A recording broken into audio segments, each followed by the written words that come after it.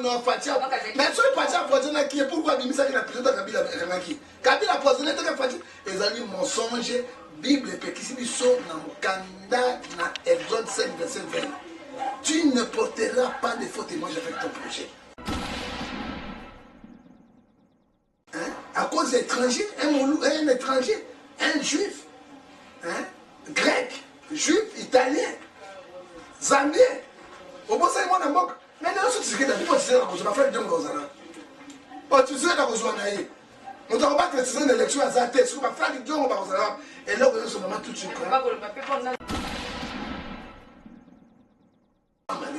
Ce sont les étrangers.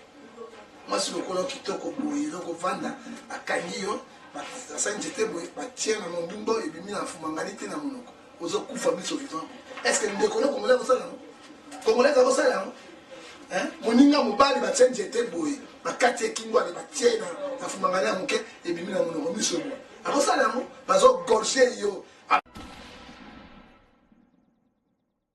Hein? Parce qu'il est peuple. Il ne peut pas faire de telles choses parce que mon idée n'a vie à de la Tshisekedi.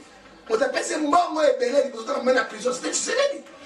À côté de Tshisekedi, on nous appelle ces combien. Les locaux Kabobalouki. Hein? Pour ma camo, ça là, aucun année, peut nous appeler ça Guinée. Ça, c'est nous appeler ça Guinée. Est-ce qu'on va poisonner, on va poisonner.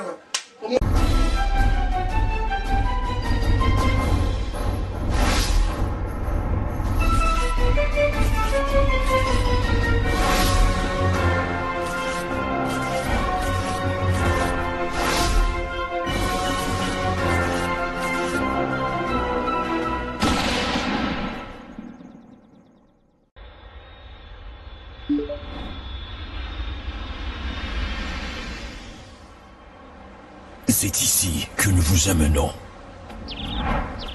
Dans le plus beau cadre jamais imaginé. De toute tendance, nos clients sont les plus privilégiés. Pour le touriste, vacancier, professionnel. Que ce soit pour le repos ou un passage dans la capitale de l'Afrique, Kinshasa, la Villa del Pirlo Auberge met à votre disposition des chambres ordinaires, chambres exécutives, cuisine propre, spacieuse, luxueuse.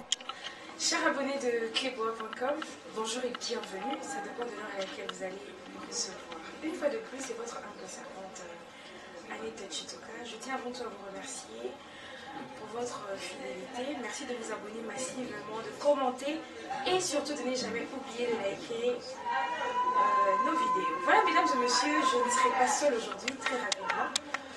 Je serai avec le prophète John Gefa, le prophète des nations. Du peuple.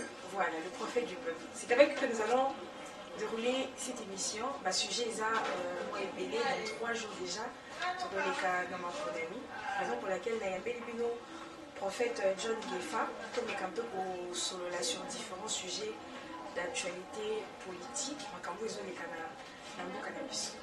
Et je tiens à remercier Maïli Dibos Pichumongaya. Merci à Steve Kachala derrière la caméra. Voilà, prophète John Gefa. Mbote maman Annette Chitoka Nzambi ya pa monalo ata tokabona ki mikolo ebele mais tozonga lisusu klebu oyo ekoma kola ndako na yo okeye ozongi Nzambi moko ayebi parce que à moi c'est 3 yiba toyebi baotanga biso bayokana te alors soki ozonga tozonga komoko ekende koso nayebi klebu oyo ezali klebu boa ezali chaîne moko monene parmi la grande chaîne ya mboka oyo pe nation internationale eza na cap. Que Dieu te bénisse. Nous sommes bon dans 2 minutes parce que nous avons bien tout le temps sur là. Après, son manière de bonheur, c'est l'intelligence. Là, petite émission, pas pour l'émission. Tout va au Carambo, base dans Saint-Esprit. Tout ce qui m'a pour nous avons fait ça dans mon kimi. Parce que tu vois la guerre civile, le coup d'État et ça m'a quatre dans mon cannabis. Les choses révélées sont condamnées. Il y a d'autres qui prétendent Seigneur dans vos sembo penda, même pour amener dans vos solos, pour faire sa kimia. Là, la biso pour ceux qui sont la biso, comme on a tout à fait dans le monde, dans le monde santo. Amen. Amen, prophète Gefa. mwasi ya kitoko kangaka motema surtout basi ya pembe wana mito pasi batelemi lokola bato bosusu ntaba imboko be lifuta ya bolingo ya njobi na makembe ezalaka mwana mboloko atuta tolo te na zamba na njoko po bango to bayaka nyanga ndenge moko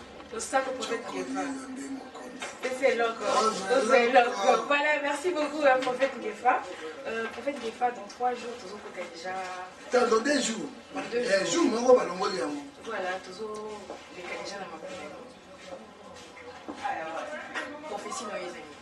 Non, ce que tu as prophétie dans les années, je ne suis pas parmi les faux prophètes. Les faux prophètes, il y a beaucoup de mboka. Na bato balongola bango foi chrétienne ezali basali na nzambe na mboko balobi avant élection un grand pasteur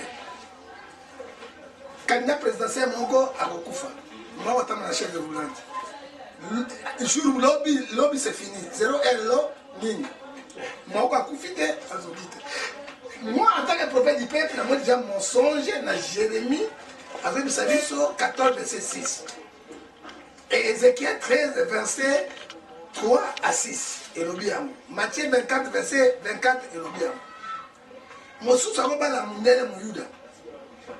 Agnon Rabato. Francis Tato. Bon matin. Bon. Il n'y aura pas l'élection ici au Congo na Oyo Alobiam. Yo Sara na Sénété. On a un coup constitutionnel, mais là, nous avons besoin de coups constitutionnels et puis c'est validation en mot mercredi, élection libre démocratique sociale. C'est comme professeur appelle ça hier.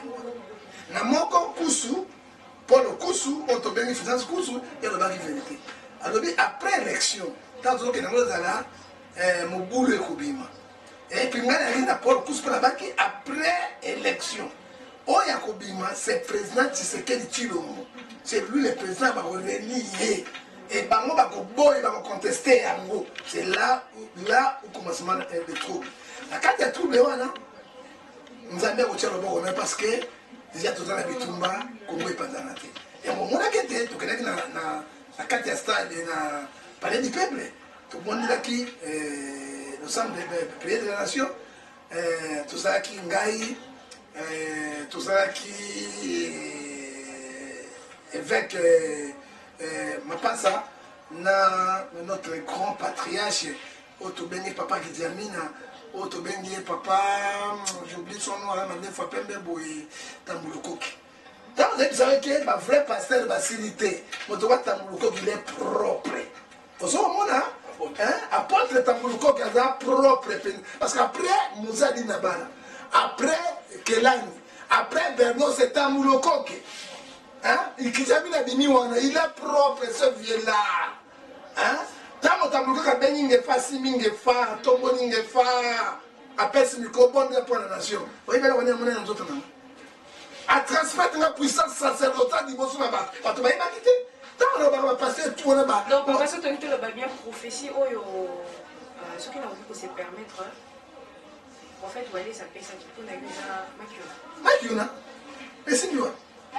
Maman tout Makiona. N'a pas l'homme ça qui montre pas pour faire Makiona. Non, on va pas dire mon d'aller on a je moi d'avoir Makiona. On a mon tour. Parce que maintenant il va aller non. Tatuwa mutachana mulapa kwa lumumba na demi lola. Yo manga ba kwa lumumba wana. Wana tamba sanja bango banda ba ini na banjino mbuluyemo. Ba ini banjin ya mona kaka. Na mona na banda mwasi no bali kuna baso betela makembese. Ye wana ya mona kama makembese na makembese na bazo o ezo de kana Congo le ne faut pas. Il ne faut pas sur les embrouillés. Les là basukiwa. Les assons ne maman. On peut dire prophétie après ba moi ebelé. Les gens vont te croire. Mais le bureau des acquis première prophétie. Ça fait ça avant. Après ça, qui ça m'a. On appelle ça avec Kokisama. Derrière, c'est comme le baratin, mais aussi la Moronie. Et Bani, mais aussi la Moronie. Au second, la moto l'a bien été. Moi, c'est le coup parce que tu as bien été moto à cause de la première. C'est ce que tu as dit. Mon ami balai avec 70%. Mon ami balai et Rosalie Moïse, quand tout, même ça te fait, c'est fini. Voilà. En fait, John Gefa, parlons très rapidement de la campagne électorale parce que déjà, ils ont faim. Mais on le but de Tikalina 2 jours. Tito comme à minuit, pour arrêter déjà. Est-ce que il y a une campagne en ligne. Bon, campagne, l'équipe avec le chauffeur et l'équipe est la pété parce que je suis mettre ma banga, la violence, tout le monde, je suis bombi, ma classe, la lune, la Katianini et l'équipe est la pété. Mais tout le monde a pas de oiseau, il est la plus. Comme la force du progrès. Bon, force du progrès, nous sommes condamnés en tant que régime à condamner à mon effétien 5 verset 11. Parce que pouvoir en place, à cause de la milice. Milice est dans l'opposant, milice est dans la rebelle. Alors, soit une milice est côté, ils sont dans la béni. Mais milice, ils peuvent la contrôler. Soit une milice, les alliés, il faut la contrôler. Alors, tu condamnes Bango, mais parce qu'on défend eux. Le chef n'a pas le chef de l'État en fonction. Voilà. En fait, John Gefa, Dieu étant que prophète, il y a le chef de l'État. La 5 ans, le président a continué à prêter. Parlons de l'enseignement, parlons de la santé, la sécurité. Président a continué à guerre. Président a continué à prêter. Ils ont échappé à mbongo mosusu na est ma place l'utilisation de l'esclave à richesse ils ont échappé là. Richesse à est il y a à côté où il pas mindele par Rwanda par Burundi. Et président a formé armée na a soma munitions, a soma avion, a soma et donc nous avons laqué azali mutumo azali un peu courageux le la Josué chapitre 1 verset 8 à 9 et solo. Il a na représente 55%. Parce que quand même donc tout ça va la maman il la tumia. Photo de Mayo, maman est montagne, comme hôpital moderne, photo de Mayo. Gratuité et enseignement. Quand même, la tête fonctionnait bien, mais ça, il nous sale. Tout le monde a un combat de fait, et ça, il nous sale. Tout le monde a 5 années, on a quand même salaire. À Matisse, malgré l'économiste, ils ont stabilisé mon monnaie. Ils ont stabilisé mon monnaie. Ils ont compté à Mouké, ils ont dit Maïbéli. Et guerre dans l'Est, matière première, et si ma bonne économie en Boka. Alors, matière première, on a tout, ils ont les chapeaux, ils ont les calamaconis, les fiscaux. Depuis le moment, il y a les qui. Alors, le président Ossani, lui, il n'est pas magicien. Alors, on a étape de diplomatie, étape de la grande de la nation, l'attribution au soit pessimiste, au soit dans le compétent. Ça veut dire bon chef. Alors, sanctionner ma tueur, soit sanctionner ma tueur, c'est quoi le coup d'État? Alors, pas de coup d'État. Quand même, il y a Simbaki, tout le monde est quand même évolution. Paul Oumalelo, ma campagne. Au les casser les mains, on est qui au aéroport. Ça, on les casse. Mais c'est là, ça y est, on est. Et puis tout le monde a tout qui peut pas bien rebelle. À cette partie scolaire, alors, à 100% de mes 55% quand même, il a réussi à faire tout le chef de mandat. Et puis, avec le président dans la guerre, on ne cherche pas le type qui gagne. Il est en guerre. La guerre, le président, on est en train de tomber. On va y nous. Voilà, prophète John Gefa, donc mes camarades m'ont fait taper dans ma campagne à la campagne. Dernièrement, donc tu connais moi ma vidéo est venue et circulée sur la toile par rapport à ma campagne comme là qui Franck John. Moi quand je suis à la campagne là, bataka qui est à qui lui que tu n'as pas d'église, moi baladi va tout bien église. Maman, toujours condamné mon Éphésiens 5 verset 11, non, nous condamnons c'est fait, toujours condamné à moi. Mais à côté, mon sou dans la vie, maman, il faut la reconnaissance. Tout reconnaissant. Au moins, au cours de la période de mon maman net, mon tour, ça a été un moment difficile. Mon tour, il n'y a pas si maman, maman, a été maman à Boutier, à Tata Boutier. Et c'est pas cancer, on a 12 mois, je ne sais pas, non, on les canne. Bah, je suis belé au monde à Oyo. Parce que ils ont volonté de bango ils passe. Mais moto n'attend pas passe. À pêcher pas. Moto n'attend pas passe. À bimission de ce qui passe. Moto il faut qu'on essaye. Bah bah c'est mon sou boy en bas mon sou. Mon bas c'est à tout bas dans mon habitat. Attends comme ça. Même à quel bout ça monte. Aux hommes là, on can essayer quand même et on peut pas la mettre mais c'est une chance la can essayer. Frère qui jonga kosa biloko wana moka na mopaya o ezali ni père ni mère congolais d'origine. Mais il pas déplorer comme makambo comme là qui makambo comme et comme il y a ndenge ni Non, Fatia. Mais sur le Fatia empoisonné qui est pourquoi Bimisa qui a présenté Kabila Ranaki. Kabila empoisonné de Fatia. Les alliés mensonges, Bible et qui sont dans le Canada, dans Exode 5, verset 20. Tu ne porteras pas de faux témoignages avec ton projet. C'est interdit. Hein? Il y a une régime à Kabila, il y a une Flag Jom, à Sana Makila, Flag Jom à Pola, à Bouaki na Kacho, à Bolon à Makala, à Bané. De la Fatia, quand il y a Bimisi dans la prison, il n'y a pas empoisonné, ils arrivent à fausses remèdes. Ça dit quoi? On fait donc ça la mort, je prends un moyen à monter ma mabé. Vous voyez, la Bible dit Matthieu 10, 40 à 40. Mon tour appelle sur ta maille à pas ma boutichouka. Pour ça, maille, personne n'a mis merci, mais pas moi. Mais mon tour appelle sur nous, soit, Bimisi n'a pas, au Bimisi la prison, appelle sur des mondes ou des lait, qui n'est qu'au vivre. Mais le lobby, qui dit, à cause il y a un monde. Hein?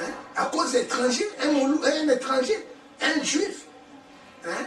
Grec, juif, italien, zambien, au bout de ça, il y a un mais là, ce qui est là, tu sais, je vais faire du Gozana.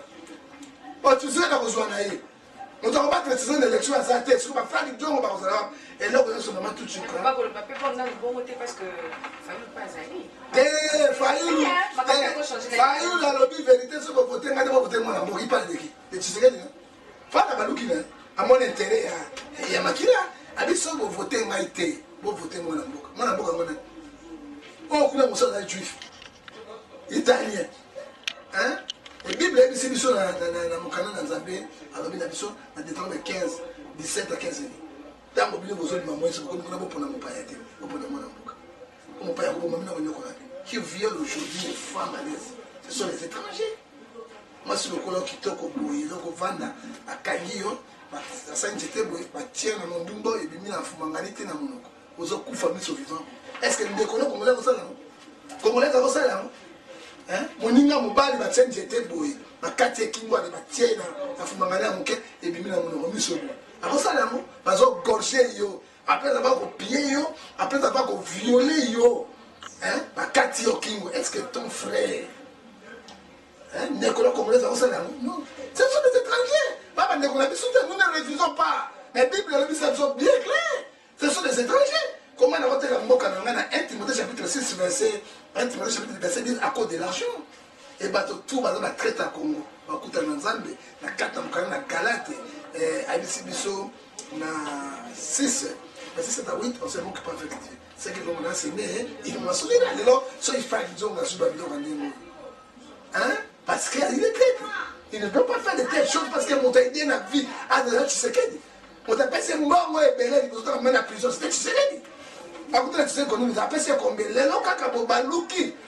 Hein? Pour ma camo, ça là, qu'on a un air, puis on a mis ça guiné. Ça, tu sais, on a mis ça guiné.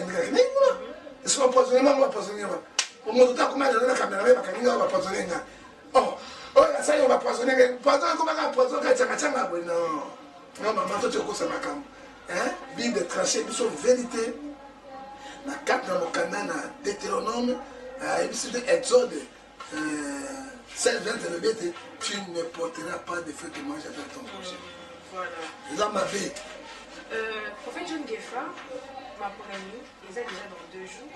Mais jusque-là, ils appellent la rumeur réseau circulé. Parce que la zone indimatique et l'élection réellement écosalée. Parce que si Sikoyo atteint le bureau de vote, toujours une organisation morotée. Bien que ma campagne est au Salema, mais tu peux pas dans la indimatique et l'élection. Maman, vous allez journaliste investigateur. Mais il doit être journaliste à Kala. Soit il y a un peu de pète comme ça au maréchal. La presse. Mais oui, en net, journaliste à l'éloté. Bien au sale internet. Quand internet est là, il y a un loup maté. Bino blandi bo pesi pena batatia na banani bo tomo l'internet le comme télévision du monde. Télévision qui internet dans cette c'est ça. Mais maman, sur l'élection vous allez battre au matin, coup constitutionnel on peut ça arrêter là. Tant coup constitutionnel arrêter là, il y a moins de preuves non. Il faut moins de preuves. Ça c'est le haute cour à étudier à Congo. Si ça ne va pas, président Sénat comme à l'aide la présidence de la République. Le président de la République, on peut ça, on demander la Cour constitutionnelle d'examiner va prolonger l'élection 3 mois, 6 mois, 12 mois. Mais tant que Cour constitutionnelle, après ce décret, donc il n'y a pas de là. Et je dis bien, tu vas compter mercredi, il y aura bien l'élection dans la République démocratique du Congo. Est-ce que la machine est là? Non, c'est Zali, c'est quand tu as évité. Politique, c'est qui nous. Et puis, au cas de la présidence de la République. Comme deux chroniques 20, verset 20. Qu'on fait pour l'intérieur, votre réunion sera fermée. Qu'on fait à ce prophète, vous le savez. Sauf qu'il y a poussé l'élection, il y aura un coup d'État constitutionnel ou un coup d'État militaire. Si on a poussé l'élection dans 2 jours, c'est dépend du président. Parce que les Balingé, ils se soutiennent. Oh, nani, au temps que je suis quoi, il y a quoi, ben, les minae, oh, il m'a dit 35 à 36, donc voilà, les minae, c'est la maison. Allez, va moi jusqu'à tout le bango, à Boimbo, à Tel Aviv, à la ville de Congo, Mboka Elengi, à Tel Aviv. Frère du Djongo, Mokoufi, à l'autre, à Balobi Tshisekedi, ça dit quoi? Entourage à Tshisekedi, il y a beaucoup d'ennemis union sacrés. Alors, il nous a mis à Tshisekedi, dans Somme 127, verset au lobby 3. Alors, il y a un moment où le président était dans ma case, il aura bien l'élection, c'est lui qui va passer.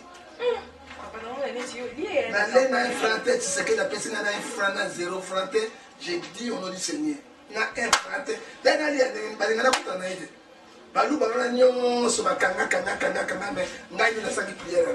C'est moi qui ai prié pour la République. Est-ce que l'église est dans l'église à Liban? Na samera na bato libanda na l'église na l'église na sunga pouvoir en place zoyo bato na communauté pas kabila était yo linga biso te na na Tshisekedi na donc be mwana mboka alors bande connaît ba bloquer OK, le président appartient à tout le monde ce qui maman de l'église va montrer maniki peuple fait du peuple mo bundeli ya mboka o mani kana na mo bundeli ya mboka lelo parce que nous avons appuyé mon frère, les messages là en famille se réunissent dans la discrète parce que les autres écran prophétique, c'est non écran prophétique. Non écran prophétique. Comment il faut que la non, Gentini Gobila, il représente le chef de l'État. Président de la bande qui mandat naé à Tchèque na stade de Matin stade de babon de la pona mboka. Là on peut demander si parce que Bible dit si biso na Ésaïe 55 verset 6. Cherchez l'Éternel là où se trouve. Matthieu 11 28 on a mikumba ya Congo to tshaba ko nzambe. C'est ça ngobila mona nzambe. Donc ba binzambe aza ko représenter chef de l'État azaki na ba meeting naé. Pour ça ba ko ngobila te, ngobila ko chef de l'État. Il est aux hommes, c'est un bon mboka na nzambe. Parce que bato babondelaki, oh ben sotali moi j'étais là. Donc Ngobila représente le chef de l'État. Alors yebe n'a pas naé a yebi penzam. A Camille ville pendant 5 ans, ni makila, ni manifestation ni quoi, nzambe azaki naé. Où est le mal? Voilà. Prophète John Gefa, toujours la Bible, pas dire la Bible chrétien. Vous avez la pose à vous la Dodo Kamba. Vous avez pour vous contre. Non, Dodo Kamba, c'est un coup d'état. Et on a coup d'état quand il était dans mon salon. Dodo Kamba n'a mandaté jusqu'en 2026. Alors, coup d'état, il y a Dodo Kamba parce que le président a pris 5 millions à chaque confession. Non? Alors, Dodo Kamba, c'est quoi? Le pas Kamba Kabola, Dieu le Père, Dieu le Fils, bravo. Na groupe Kakenza, na bawewa. Ce sont les mêmes bateaux de stretch sur nous. Pas de fait, Dodo Kamba va coûter dans le coup. Dodo Kamba Gabi a Kolongwate, parce que c'est lui le véritable patron de la RDC. Tout le monde a président Bengali Bango, président Pissembo Télévision de Dodo Kamba, ministre de Dodo Kamba, Tibango, tous. Pas beaucoup, na Kakenza, kuna, Bango, tout kuna, là, de l'autre côté. Nzambe a bondi la bateau naïe. Dodo Kamba le baki, dans 50 jours, moi, mon pépé. Mon pépé, ça limite. Mon pépé, ça limite. Ah, mais un prophète va parler d'Ésaïe 55, verset 11. Dieu a accompli le port de ses serviteurs. Dans la groupe à laquelle le président du Parlement, Mabé, Mos, le nom va suivre, la catégorie. Donc 50 jours, 50 jours. Oh, on a une société. Oh, et du Bamapi. Oh, Songo, la commune de Kola. Moi, c'est un bal de Bakani noté. Mais ce que nous avons, Kabou, papi de banité. Moi, ça doit avoir un bio. Eh, ni n'angakasi, obalanga. Nini kasimbadi. Mais on va baler na bagi, tu vas gagner comme on va ni. Soso, on va gagner. c'est Dodo Kamba qui est représentant des gars de LDC, c'est lui qui a le seul patron au gouvernement congolais. Prophète John Gefa n'a évité pour déjà les noms lobela. Disons que prophète John Gefa candidat n'a eu hier pour qu'il voter mercredi. Félix Tshisekedi. Pour ce que nous avons Canada mis sur le n'a pas parce qu'on a dit qu'on va faire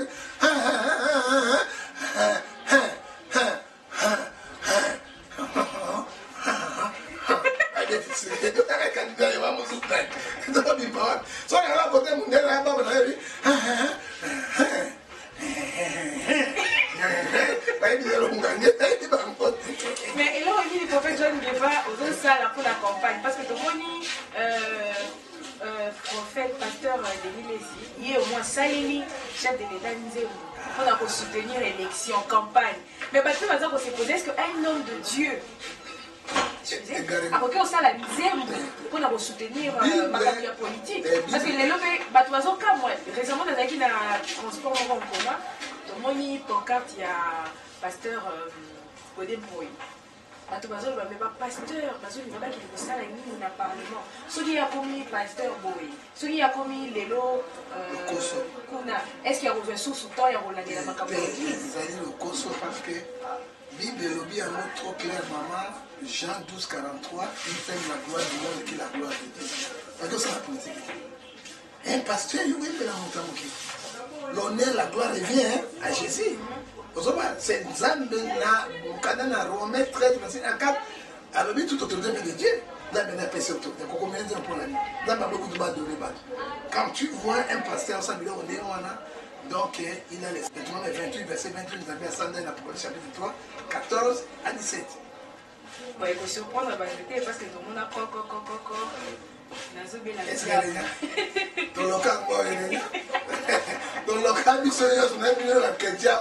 Est-ce qu'il y a un mal pour Mouton est un grand homme de Dieu, mais à son grand homme, il a 55, verset 6. Mais la composition pas grave. Ah, mais nous laissons. Nous laissons. On est d'accord, on est à la terminale, on va faire. N'a moi souris de Ken. Coco. Ah, Mouton a touché. Mais quand on a tapé polémique entre Denis Lézy et Jean Goubal, Denis Lézy est un faux musicien, il m'a rappelé à dire moi l'INT. Jean Goubal pas lobby, il y a beaucoup de gens qui ont fait un là on dit le bon, problème les gens, problème les amis, on a dans l'église au milieu du village. Je peux dire ceci, maman nette, Romains 14, verset 4, dit qui est-tu de juger mon serviteur? S'il tombe, s'il tient debout, c'est le seul Dieu qui connaît. Au moins, Denis les enfants, ma camarade de l'État, à son Zambie, quoi, les gens sans Zambie, les Zambie à l'Église, et à qui? J'aime ça, il n'a pas été. Quand on sous Denis sont dit qu'en vérité, parce que Jean 14, 6, avec des gens qui fallait à faux, mais bon. Faire un bon et faux. Les autres sont les autres. Quand tu as fait la Paris, la Congo, mais c'est une équipe de mon c'est tant mon abandon, l'éclairage chapitre 3, verset 4, chaque chose à son temps. Dieu l'a élevé. Bango de Barokoya, Bamosu, Banos, Bibi, Bakopima, les sources de Bango. Mais quand on a Bango, nous sommes allés, et Kofi Romide, pour moi, il y a un Nicolas Boyini. Et Kofi Mide, il y a un tête, on a boyé, on a des téléphones. On tient la balle dans la boîte. So, on a bête sur les canapés, les canapés, les autres dans TikTok. Ah, maman, hein? Il a qui signe. Elle a dit qu'on ça la parole. Analyse avant la monnaie, parce que. Parce qu'au moins, il est là, TikTok, on a 12 ans, 10 ans. Baza, qu'on s'est retrouvé dans le réseau. Partout, c'est ça. Partout. Oui, il faut tout à l'heure. Oui, partout. Partout c'est à moi. Si il y a un bête, on va mettre un job, mais non, c'est grave. Ça dit quoi? Tant qu'on a élevé moi, bateau dans les camarades, boutique à Bango. Jean Goubala, tika ba polémique à Pamba. Denis, c'est pas tant la Bango, ça n'a rien à voir. On t'en donne on a occupé, hein. Et puis 12 verset 14, il faut chercher la paix. Ils ont la sensibilité. La moi, il va finir ma vie. Moi, je vais suivre dans TikTok et tout ça. Mais moi, je connais Denis, il fait un bon pasteur. Mon tâton, ça, c'est des martyrs. À ton ici, espagnol, on parlait du peuple. Hein? défi un grand, les autres sont là comme un rambouana, totika, nous avons mis autant de temps, tout est la polémique, nous les avons. Voilà, en fait, John Gefa, très rapidement, tout mes camarades qu'on bêta qui est ma solo, par rapport à un sujet où il y a ma camarade, il y a Gécoco, parce que tu vas perdre vie. Tout le monde a la vidéo, tu vas couper, mais finalement, qu'est-ce qui se passe? Maman, oui, on va dénoncer Gécoco, parce que abusé moi, qui n'a pouvoir. Tu as abusé le pouvoir, Motabouka, il va être contre Gécoco. On y a bien battu les Gécoco. Ma maman m'a calé, ma célébré, ma papa m'a tiré par moi, à l'Alessia, à mère de Bétania. Proverbe 26, verset 2, comme il rendait son moi, malédiction, ça va y sans effet. Mais en effet, dans la souka, dans la campagne électorale, il n'y a pas de sanction. Gécoco ne peut pas tuer les gens. À bête licence de serre, on a créé à Bomi, à Kouloumi, à Bimi, tout ça dit quoi? Carré politique à Gécoco, ici. Dès la zone du sol de l'eau, tribunal plein de sens, il y a cassation bengi pour pas casser vice-gouverneur, pas sans bisser le coup là, simple personne, pour être en compte de 15 à 20 ans parce que l'article 7, il y a 12, comme ça, tout Congolais sur les grands devant là, la loi est que la loi. Nous connaissons les effets. Voilà, merci beaucoup. En fait, John Gefa, comme il y a eu son déjà pour chuter l'invité, et là, on y a beaucoup par rapport à l'élection, ça n'est pas le 20 décembre. Bon, maman, à moi c'est 3-7, me dit Dieu ne fait rien sans toutefois révéler ces choses à les prophètes. Élection et Gobima, Tshisekedi, Gobima premier, deuxième, on a Moïse Katumbi, troisième et Fayou. Mais on va contester en moi, il y aura des troubles. Mais au Etikali, pour ces gens, on appelle ça qui. C'est ça. Aux hommes, il y a un vrai arbre. Oh, il y a un vrai arbre. Il y a un vrai arbre. Il y a un vrai arbre. Et ce que l'église, il y a des vraies choses, il faut te prendre là. Tout le cas, Kimia, la 4 Hébreu 12, verset 14, et notre République démocratique. Voilà, merci beaucoup, prophète John Gefa. Non, mais comment on oublie un peu hors contexte, parce que vous voyez là qui vraiment est en côté, tout le monde il fallait pour raison qui concerne la tapote. Bien que ma combattant, on va dire pour téléménage, mais à Betty Bassal, nous sommes les mêmes, oh, il y a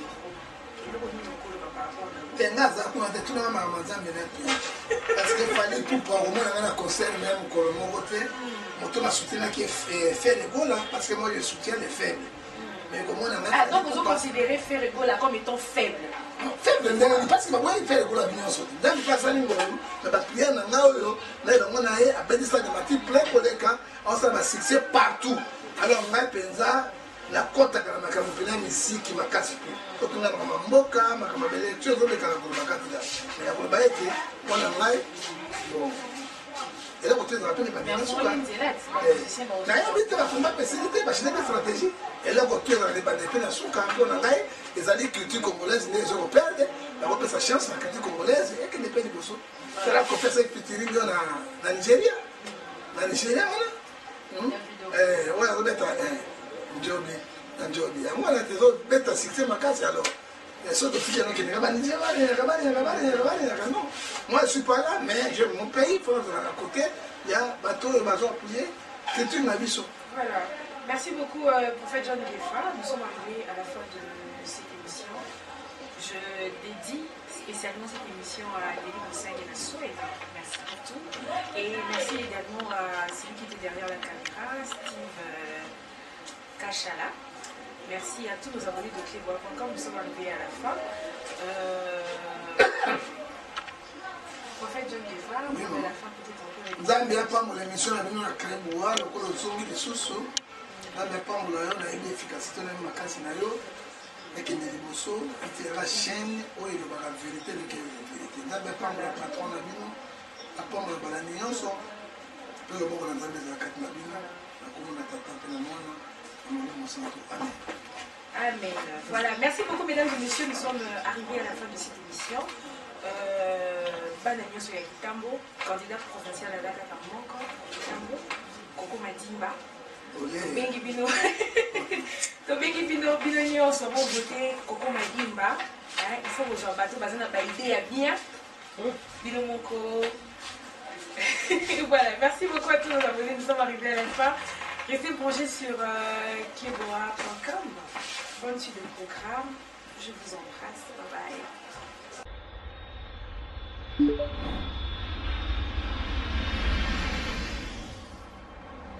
C'est ici que nous vous amenons.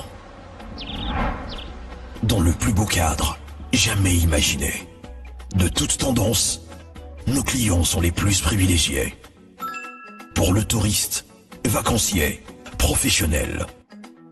Que ce soit pour le repos ou un passage dans la capitale de l'Afrique, Kinshasa, la Villa Del Pirlo Auberge met à votre disposition des chambres ordinaires, chambres exécutives, cuisine propre, spacieuse, luxueuse, bien meublée, afin de passer d'excellents séjours au sein de ces installations. Où que vous soyez, dans les 4 coins du monde, faites votre réservation sur tous nos canaux de communication, téléphone, site web ou sur notre page Facebook.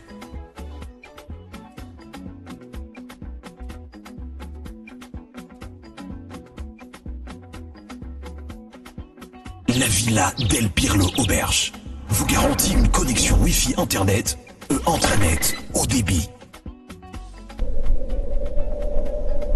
Villa Del Pirlo Auberge.